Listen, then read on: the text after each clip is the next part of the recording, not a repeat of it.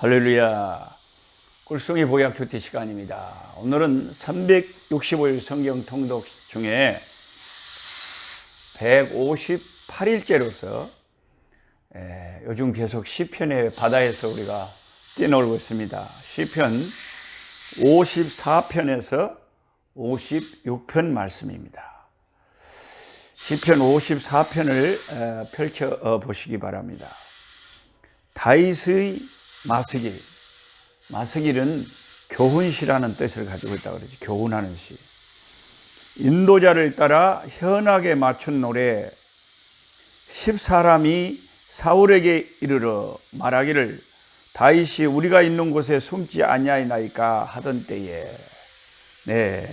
역시 52편처럼 에돔 사람 도액이 그 제사장에게 갔던 이야기를 사울에게 일러 바쳐서 제사장을 많이 죽게 만든 그 안타까운 사건처럼 이제 54편에는 다윗이 그 황무지 광야를 헤매면서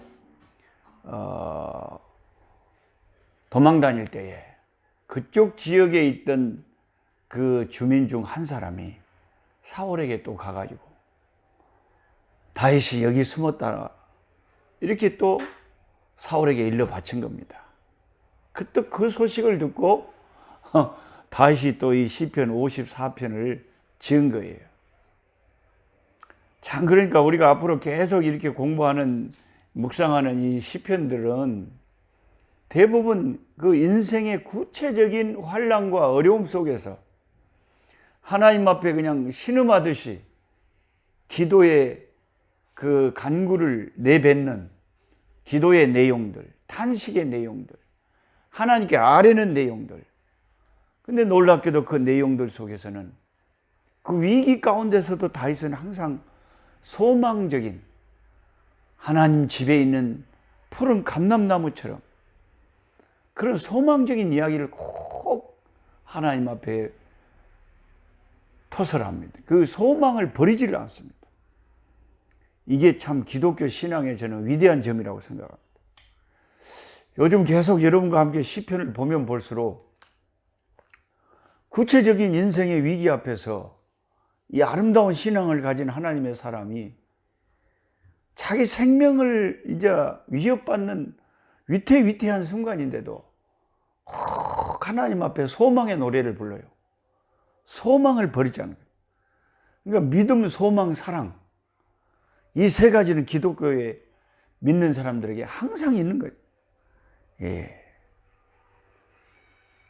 하나님이여 주의 이름으로 나를 구원하시고 주의 힘으로 나를 지키고 변호하소서. 힘들고 어려울 때는 항상 다윗은 하나님을 찾는 거예요. 이렇게 하나님께 기도하는 거예요. 하나님을 의지하는 거예요. 하나님이여 나를 지켜주시고 나를 구원해 주시고 나를 변호해 달라고. 사람들이 나를 고발하고 나를 배신하고 나를 죽이려고 하니까 하나님 나를 구원해 주시고 나를 변호해 주옵소서. 하나님이여 내 기도를 들어주시고 내 입의 말에 귀를 기울여 주옵소서. 참 힘들고 외로울 때, 어려울 때, 어려운 닥쳐 이렇게 하나님 앞에 기도할 수 있다는 것 자체가 우리의 복입니다. 우리가 친구가 있어서 어려울 때 그 자기의 아픈 사정을 나누기만 해도 많이 위로가 되잖아요. 예수님은 우리의 영원한 친구가 되시고 하나님은 우리의 기도를 늘 들어주신다는 거죠. 그래서 우리는 기도할 수 있다는 것 자체가 복이에요. 제가 주변에서 많은 그리스도인들을 봅니다. 어떤 분들은 힘들고 어려울 때 기도해서 그 응답을 받고 치료를 받고 회복을 하는 경우도 있고 또 하나님의 또 다른 섭리가 있어서 또 하나님이 그 기도하고는 반대로 응답하는 수가 있습니다. 그렇지만 우리가 찬송할 수 있고 기도할 수 있고 의지할 대상이 있다는 것, 그것 자체가 우리에게 복이 된다는 것이죠. 4절에 하나님은 나를 돕는 이시며 나를 돕는 분이 계신다는 거죠. 주께서는 내 생명을 붙들어 주시는 이시니다. 주께서는 내 원수에게 악으로 갚으시라. 주의 성실하심으로 그들을 멸하소서. 하나님께 일러 바치는 거예요. 하나님, 나를 헤아려 하는 저 사람들을 하나님께서 멸하게 하시고 하나님의 성실하심으로 저들에게 보응하소서. 그러면서 하나님이 자기를 건져주시면 다윗은 6절에 뭐라고 하냐면 내가 낙헌제로 주께 제사를 드리겠습니다. 그렇게 소원을 합니다. 여러분, 낙헌제는 여러분이 알다시피 즐거울 낙자, 드릴 헌자, 즐거운 마음으로 자발적으로 하나님 앞에 드리는 제사, 이게 낙헌제 아닙니까? 내가 꼭 의무적으로 이제 이걸 드려야 되기 때문에 제사를 드리는 것이 아니라 뭐 죄를 지었기 때문에 드리는 그런 속죄제가 아니라 내가 너무 하나님 앞에 드리고 싶어서 감사해서 감사의 마음을 가지고 즐거움으로 하나님 앞에 헌신하는 그 제사가 낙헌제라는 거예요. 그래서 하나님께서 나를 이 위기에서 건져주시면 즐거운 마음으로 낙헌제를 드리며 하나님께 영광 돌리겠다고 하나님께 서원을 합니다. 7절에 참으로 주께서는 모든 환난에서 나를 건지시고 내 원수가 보응받는 것을 내 눈이 똑똑히 보게 하셨나이다. 이미 확신을 하고 있어요. 다윗은 마을 사람들이 자기가 어디에 숨어 있는 것을 사울 왕에게 갖다 일러 바치고 막 이런 상황인데도 내 원수가 오히려 하나님에게 보응받는 것을 내 눈이 보게 하시는 하나님이시다. 주께서는 모든 환난에서 지금까지 나를 건지셨기 때문에 또 하나님이 나를 이 환난에서 건지실 것이라고 확신하고 노래하고 있습니다. 다윗의 이 확실한 신앙이 참 우리가 부럽습니다. 본받아야 될 정말 어떤 환난 가운데서도 소망을 잃지 않는 귀한 신앙입니다. 그 다음에 이제 시편 55편으로 가시면 다윗의 또 맞서길 좋은 시, 인도자를 따라 현악에 맞춘 노래. 이 시편 55편은 가만히 제가 읽어보니까 자기를 이제 대적하는 자가 있는데 그 대적하는 자의 정체가 누구냐? 바로 자기 친구였다는 사실에 더욱더 큰 배신감과 충격을 받은 거죠. 이 55편 12절에 보면 나를 책망하는 자는 원수가 아니라 원수라면 내가 차라리 견딜 수가 있을 거다. 원수가 아니요. 나를 대하여 자기를 높이는 자는 나를 미워하는 자가 아니라 차라리 미워하는 자였다면 내가 견딜만 하고 그를 피하여 숨었을 거라고. 근데 나를 미워하는 원수도 아니고 어떤 자냐? 13절에 그는 곧 너로다. 너다 이거예요. 나의 동료, 나의 친구, 나의 가까운 친구로다. 참 우리가 인생을 살다 보면 이런 일도 어쩌다가 있을 수가 있어요. 내가 진짜 이 사람은 믿었어요. 이 사람은 내가 너무 좋아했어요. 그런데 자기 살라고 자기가 조금 이제 나하고 연루돼서 자기가 손해볼까 봐서 나를 떨쳐버리고 나를 오히려 그냥 어려움에 그냥 처해버리게 하고 지는 그 위기에서 벗어나는 그 진정한 의리를 그냥 놓쳐버린, 그래서 내 마음이 몹시 섭섭한 그런 경우도 우리가 당하게 되죠. 우리는 그렇게 그 의리 없는 것에 대해서 섭섭해 하는데 사실 그 친구는 그런 줄도 모르더라고요. 그걸 사과할 줄도 모르고 미안해 할 줄도 모르고 그게 얼마나 나에게 섭섭함을 주는지도 잘 모르더라고요. 그러니 어쩔 겁니까? 뭐 세상에 사람이 하나님이 아닌데요. 때로는 내 부모 형제도 하나님처럼 나에게 할 수도 없는 거잖아요. 하물며 내가 그렇게 신뢰하는 친구 뭐 오지고 하겠습니까? 정말 저도 그런 경우를 당해서 마음이 아픈 것을 압니다. 너무너무 좋아했던 사람이, 너무너무 신뢰했던 사람. 근데 그 사람이, 원수가 차라리 나를 비난하고 안 좋은 소리를 하면 뭐 그러려니 하는데, 나하고 친했던 사람, 나하고 다정했던 사람이 정말 나에 대해서 등을 돌릴 때 우리는 참 상처를 많이 받습니다. 14절에 보면 우리가 같이 재미있게 의논했다 그러잖아요. 전에 좋게 지낼 때는 참 서로 좋게 의논하고 재미있게 이야기하고 서로 신뢰하고 나누고 그랬다 그러잖아요. 근데 그 사람이 적으로 돌아섰대요. 그러니 다윗이 얼마나 마음이 아프겠어요. 무리와 함께하여 하나님의 집안에서 다녔도다. 많은 사람들과 함께 하나님의 성전에서 같이 예배하고 같이 신앙생활하고 그랬답니다. 근데 그 사람이 이 의리를 배반했대요.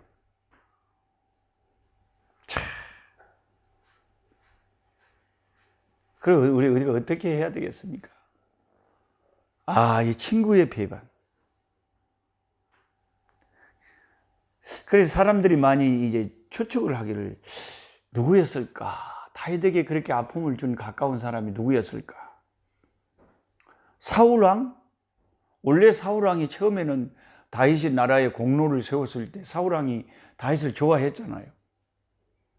그래서 자기 가까이 두고 자기 사위로도 삼고 자기 딸도 내주고, 그리고 그 찬양하게 하고 가까운 신하로 썼잖아요. 근데 어느 순간 사울의 마음이 싹 질투심으로 다윗을 사랑했던 마음이 미움으로 바꿔져 버리대. 또 어떤 학자는 압살롬으로 추측을 하기도 합니다. 압살롬이 누굽니까? 아들이잖아요.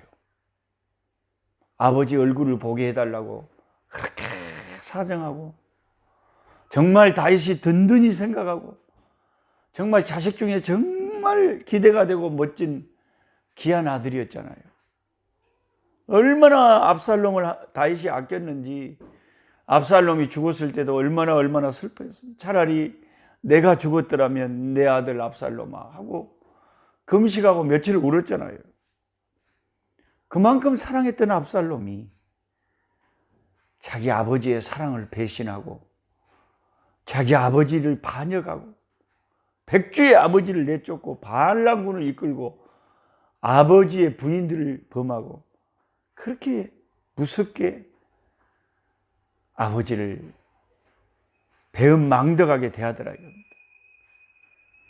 다윗의 인생길을 돌아보면 진짜 기가 막힌 일들이 너무 많았어요. 그렇게 하나님의 사랑을 받은 사람도요, 그렇게 인생길이 그렇게 파도가 없이 평탄하지만은 않아요. 우리의 인생의 바다도 시시때때로 태풍이 불고 정신없이 풍랑이 몰아칠 때가 있죠. 근데 진짜 육신이 아플 때가 차라리 낫지. 사람에게 배반당하고 사람들에게 왕따당하고 사람들에게 따돌림 당하고 그래 참 마음 아파요. 영 잠이 안 오고 밥맛이 없고. 저도 참 많이 당하면서 뭐 저뿐만 그러겠습니까? 여러분들도 다 그런 일을 많이 당하셨겠죠. 너무 마음이 괴로우니까 이 시편 52편에 보면 다윗이 마음 둘 데가 없어서 이런 탄식을 합니다. 6절에 보면 나는 말하기를 만일 내가 비둘기같이 날개가 있다면, 저 새들처럼 날개가 있다면 이런 복잡한 데를 다 떠나서 멀리 날아가서 편히 쉬고 싶다. 좀 조용한 데 가서 있고 싶답니다. 7절에 내가 멀리 날아가서 광야에서 차라리 사람들이 없는, 이 복잡한 인간 사회가 없는 조용한 수도원 같은 데, 어디 광야 같은 데 가서 조용히 좀 있고 싶대요. 얼마나 사람들한테 시달렸으면 그런 마음이 들었을까요? 그 마음이 충분히 이해가 됩니다. 우리에게 새처럼 날개가 있다면 아이고 어디론가 가서 숨어버리고 싶죠. 시편 55편 22절에 그 결론이 뭐냐면, 그래 이렇게 인간들에게도 괴롭고 슬프니까 우리 인생이 당하는 이 무거운 짐들을 22절에 네 짐을 여호와께 맡겨라. 우리 인생의 이 아픈 무거운 짐을 하나님께 맡겨라. 예수님께서 마태복음 11장에 수고하고 무거운 짐진 자들아 다 내게로 오라. 내가 너희를 쉬게 하리라. 날개치고 어디 광야에 가서 쉬지 말고 예수님에게 나와서 주님께 기도로서, 주님, 아이 사람들이 이럽디다. 사람들이 좋게 해줄 때는 영 좋게 해준대. 그 동일한 좋게 해준 사람이 뒤에 가서 이렇게 마음 아프게 합디다 하고 주님께 내 사정을 아뢰면 주님이 내 요동함을 허락하지 않고 내가 흔들리지 않게 해주시고 나를 붙잡아 주신다. 우리의 무거운 인생의 아픈 짐들을 죄짐과 함께 예수님께 내려놓자고 하는 것이 시편 55편의 말씀입니다. 그 다음에 이제 시편 56편에 가면 다윗의 믹담시라고 나옵니다.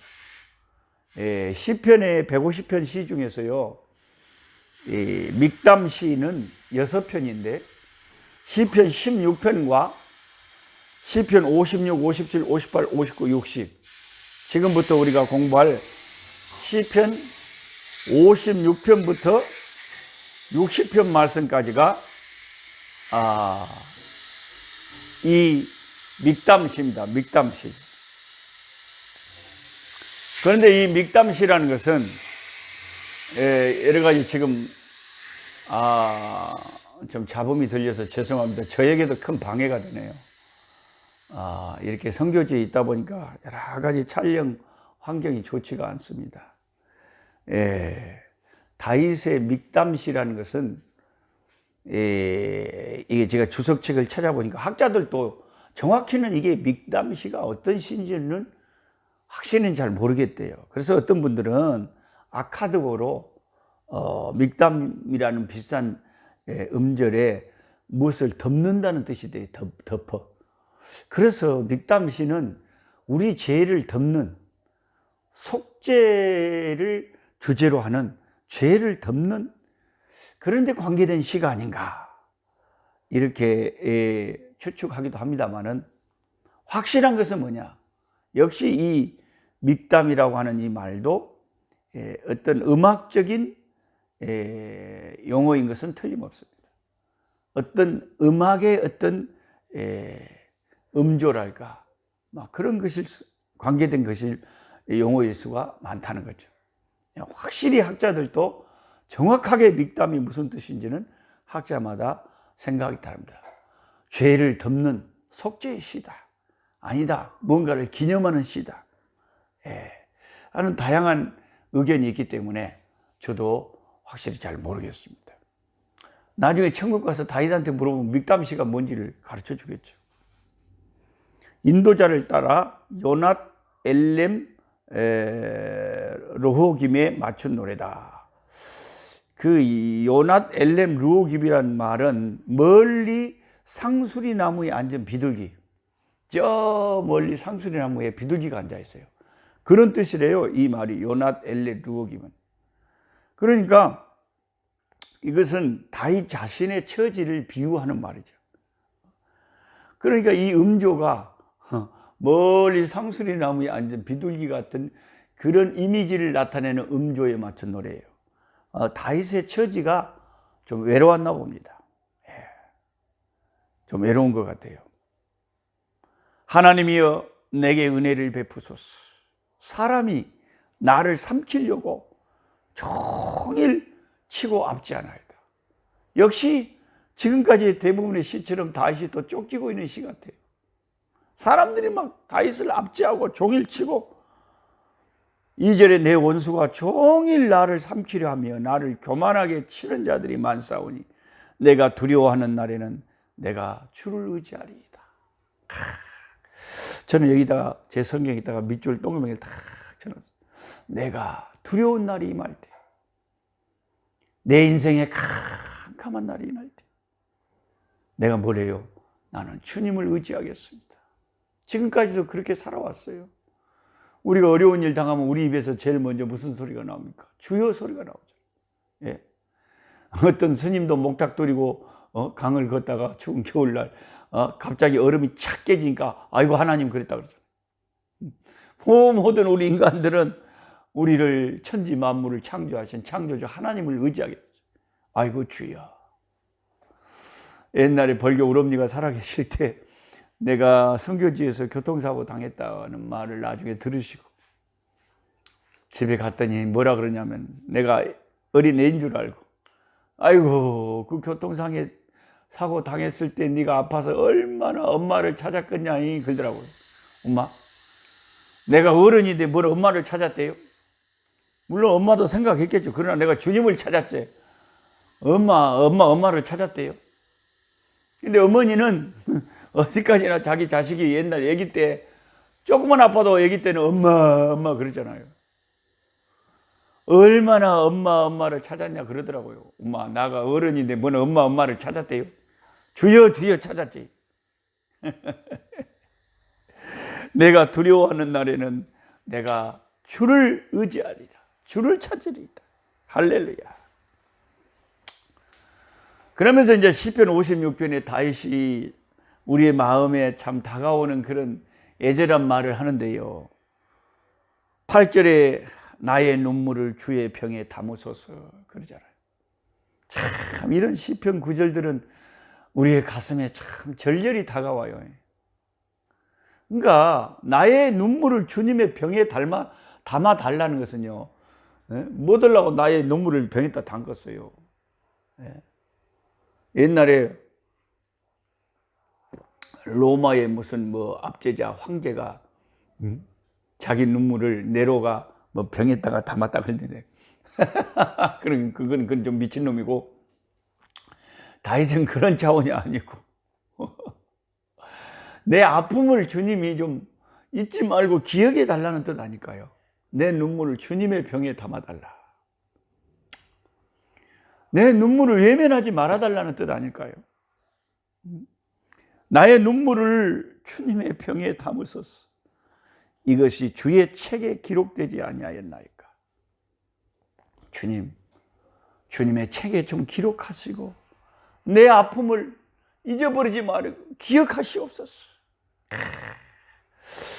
다윗이 얼마나 괴로웠으면 내 눈물을 주의 병에 담아달라 그럴까요? 우리도 괴로운 날 주님 앞에 이렇게 한번 기도해 봅시다. 주님, 내 눈물을 주의 병에 담아 주소서. 내 아픔을 주의 책에 기록해 주소서. 네. 오늘은 여기까지 하시고 찬송하겠습니다. 경기도 가평에서, 부산에서, 서울에서, 미국에서, 유럽에서, 하늘의 천사들과 아프리카에서 모든 사람이 이 유튜브를 통해서 함께 찬송하는 시간, 온 세계가 함께 찬송하는 151장 만왕의 왕 내 주께서 왜 고초를 당하셨나. 다윗도 이렇게 자기 아픔 때문에 자기 눈물을 주의 병에 담아달라고 기도하지만 우리 주님도 그 숱한 십자가의 고난을 당하셨죠. 주님의 고난을 생각하고 이겨내야 되겠습니다. 151장입니다. 만왕의 왕 내 주께서 왜 고초당했나. 이 벌레 같은 날 위해 그 보혈 흘렸네. 십자가 내가 처음 볼 때에 나의 마음의 큰 고통 사라져. 오늘 믿고서 내 눈 밝았네. 참 내 기쁨 영원하도다. 늘 울어도 그 고난에 다 갚을 수 없네. 나 주님께 몸 바쳐서 주의 일 힘쓰리. 십자가 내가 처음 볼 때에 나의 마음의 큰 고통 사라져. 오늘 믿고서 내 눈 밝았네. 참 내 기쁨 영원하도다. 2절 주 십자가 못 박힘은 속죄함 아닌가. 그 긍휼함과 그 은혜 말할 수 없도다. 십자가 내가 처음 볼 때에 나의 마음의 큰 고통 사라져. 오늘 믿고서 내 눈 밝았네. 참 내 기쁨 영원하도다. 아멘. 약한 자 힘주시고 강한 자 바르게 주 환자 정케함이 주님의 뜻이라. 해 아래 압박 있는 곳 주 거기 계셔서 그 팔로 막아 주시오.